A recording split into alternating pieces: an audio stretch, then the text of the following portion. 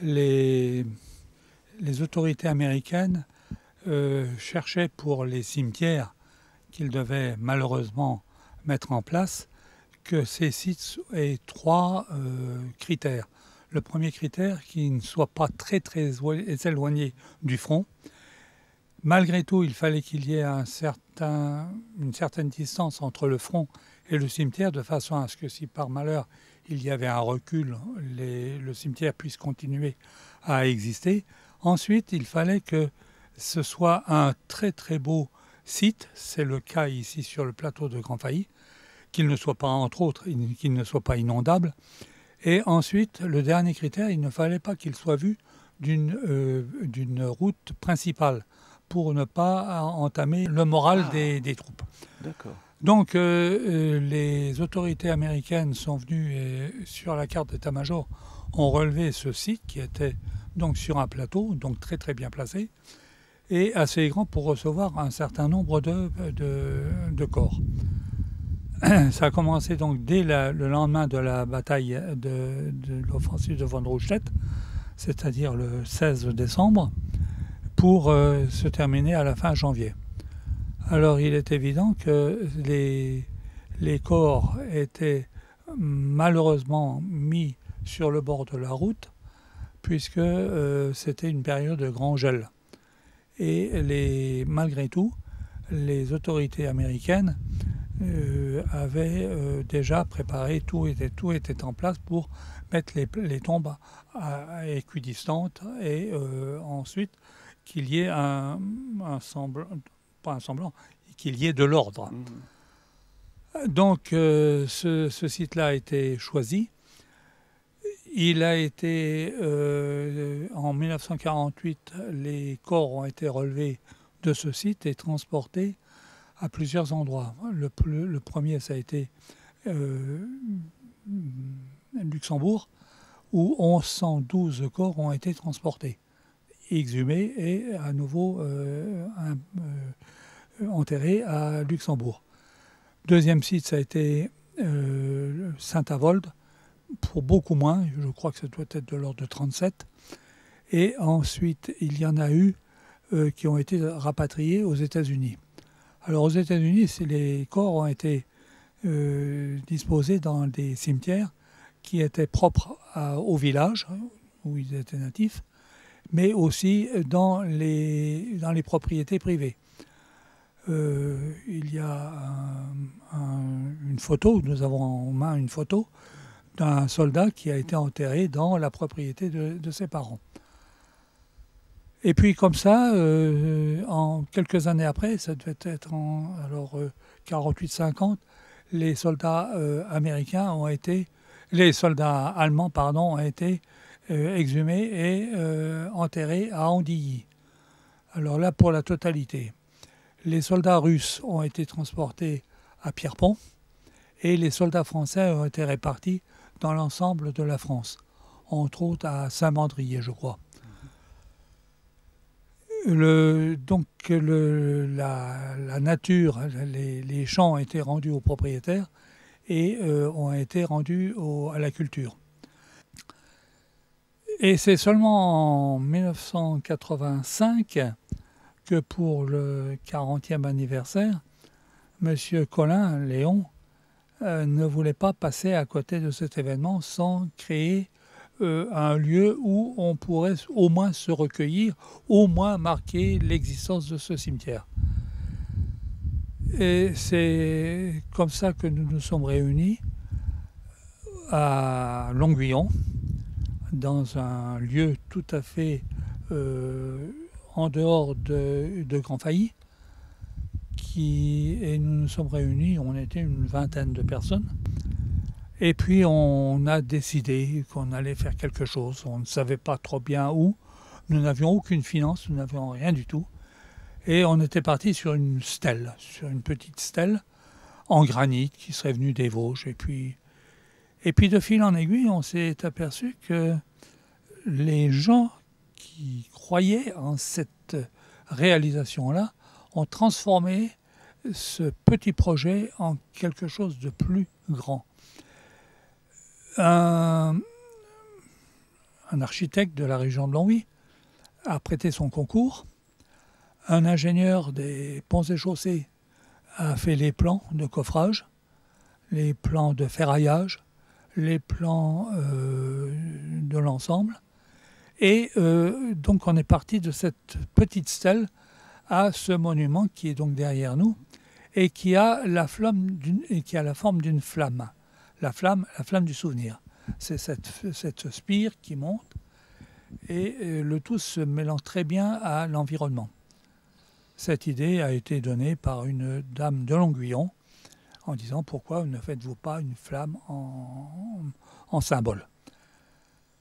Et puis nous la partie, donc 1985, mais le temps pressait parce que nous avions d'une part une date limite, qu'il fallait que ça soit fait en 1985, qui correspondait au 40e anniversaire de l'armistice. Alors, M.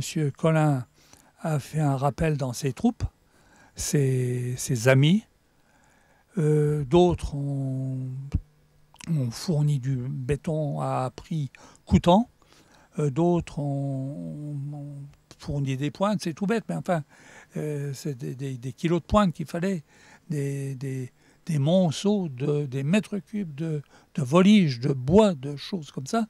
Et puis, tout le monde s'est mis à l'œuvre et puis on a réussi à construire cela. C'est bien que c'était en octobre 85, on a réussi à inaugurer le monument. Il y avait du monde, il y avait l'ambassadeur des États-Unis, il y avait le préfet, il y avait beaucoup de monde. Et ce fut très recueilli. Et puis, ma foi, depuis cette date, très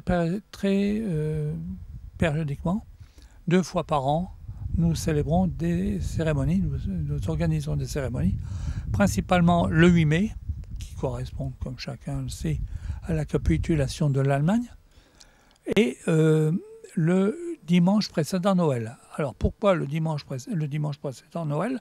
C'est l'anniversaire de la première inhumation des soldats, des 3000 soldats qui ont été enterrés, de 1967, très exactement. Alors 2 fois par semaine. D'autre part, nous organisons aussi des rencontres à l'occasion de visites.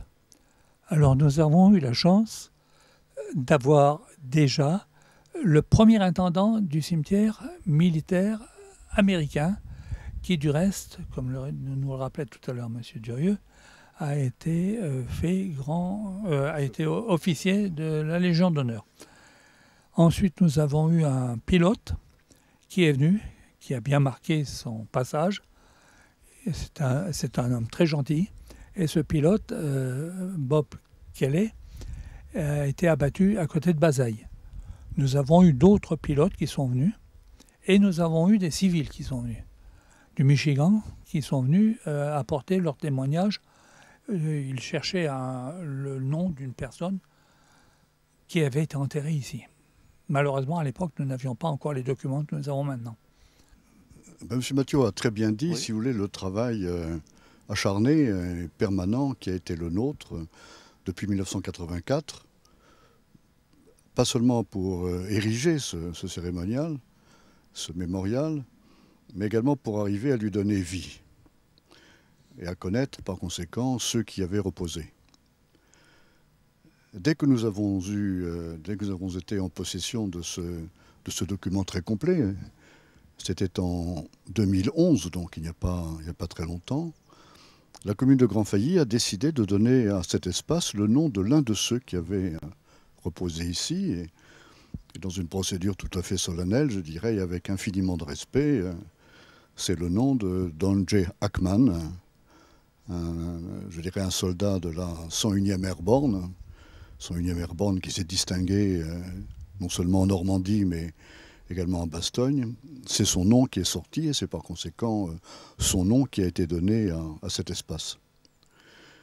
Et quand nous avons donné ce nom à cet espace aménagé, une fois encore, je dirais grâce au dévouement, à l'engagement de la commune de Grand-Failly, mais également à l'engagement d'un certain nombre de personnes et d'amis du mémorial, nous avons eu un peu le sentiment d'être arrivés, non pas au bout de notre tâche, mais enfin d'être arrivés au point auquel souhaitaient incontestablement arriver ceux qui avaient été les initiateurs de l'opération, Léon Collin et le docteur Cochard. Je vous assure que lorsque nous avons reçu ces personnes du Michigan, ça correspondait à la dernière visite de M. Léon Collin. Je me rappelle très bien, il pleuvait, mon Dieu, qu'est-ce qu'il pouvait pleuvoir. Et c'est vrai que les gens étaient placés juste à l'endroit, derrière votre caméra, là, et regardaient la plaine et se disaient, une personne de notre territoire, de notre État, a reposé ici. Et je vous assure, ça nous a fort marqués tous. Nous habitions, mes parents et moi, nous habitions Versailles. Mmh. Mon père était dans la gendarmerie et nous habitions Versailles à l'époque. Mais nous avons entendu des parents qui nous ont expliqué que les corps arrivaient toujours par le même endroit, c'est-à-dire par Longwy-Bas, Longwy-Haut, Longuillon, et venaient jusqu'à ici. Mais ils passaient par Longwy-Bas, je ne sais pas trop pourquoi. Et ils arrivaient ici, ils étaient déchargés sur le bord de la route. Il y avait les fiches, il y avait des fiches qui avaient été établies. Alors tout ça, on connaît bien parce que des témoins nous ont raconté, mais personnellement, non. Non plus à cette époque-là, j'étais dans le sud-ouest de la France et par conséquent, je dirais la Lorraine n'était pas encore le pays cher à mon cœur qu'elle est devenue. Je dirais ce lieu qui est voué maintenant à la culture, je dirais, est en fait un lieu relativement symbolique. À la fois parce qu'il est, je dirais, dans les années que nous vivons, à mi-chemin entre Bastogne, combat de 44-45 et les combats de 1914. Il ne faut pas oublier que l'armée française est montée en 1914 par cette route-là, je dirais, en direction des forces allemandes pour les rencontrer, je dirais, dans les rues de combat de Virton, Aeth et Rossignol. Ils sont passés là. De la même façon, je dirais que sont passés là, je dirais, en descendant les troupes allemandes, puisqu'on évoque même le passage à Grand-Failly de celui qui fut, je dirais, au cours de la Deuxième Guerre mondiale, un des spécialistes allemands des chars, et qui était Rommel. Rommel serait passé ici. Mais bien avant, il se trouve effectivement, je dirais, que pendant les guerres révolutionnaires de 1792, Lafayette, qui n'était pas encore passé, je dirais, du côté des émigrés, et qui combattait avec les troupes de la Convention, je dirais, avait le siège de son état-major tout près, à Flabbeville, et que par conséquent, Grand-Failly était directement, je dirais, à portée de main. Cela doit nous donner, je dirais, la leçon simple que lorsque nous traversons nos campagnes, il faut bien nous persuader, je dirais, de l'aventure humaine extraordinaire, je dirais, qu'elles ont connue. Et que le silence de la nature, je dirais, les moissons qui lèvent, les arbres qui grandissent, je dirais, ne doivent pas nous faire oublier, je dirais, ce qui a été au cœur de leur aventure, c'est l'homme.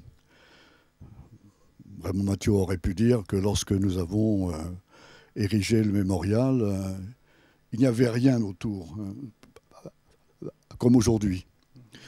Et nous avons vu monter un bois de pin, un bois de sapin qui a été coupé. Je m'en souviens. Et nous nous retrouvons pratiquement comme en 1984, si vous voulez, dans le même cadre, avec le sentiment quand même très réconfortant, mais rempli d'humilité également, je dirais, d'avoir accompli une œuvre qui va droit, je crois, au cœur de l'homme et qui est celui de la mémoire de son histoire et de la reconnaissance à ceux qui ont écrit cette histoire au prix de leur vie. Cette cérémonie est toujours célébrée le matin. Ça se passe généralement en dehors des horaires qui sont réservés aux communes. Les gens sont invités par la presse, informés par la presse, ou invités par un petit mot, une petite invitation manuscrite. Et puis, ma foi, ça se passe ici. Le mémorial se trouve entre Petit-Xivry et Grand-Failly, sur le territoire de la commune de Grand-Failly, et que lorsqu'on vient de Longuillon et qu'on a traversé Noers, on tourne vers Petit-Xivry à la ferme de la République. Je crois que le nom est suffisamment fort et symbolique pour qu'on ne l'oublie pas. Il est évident que si nous n'étions pas entourés de bénévoles qui participent aux cérémonies, qui assurent le maintien, non pas de l'ordre, mais le placement des invités. S'il n'y avait pas des gens pour venir tondre le site, comme il est fait très régulièrement, s'ils n'étaient pas là pour nettoyer, pour enlever les petites choses qui traîneraient, tout ça, ce site ne serait pas ce qu'il est maintenant. Et je profite que le micro nous soit confié pour les remercier très chaleureusement.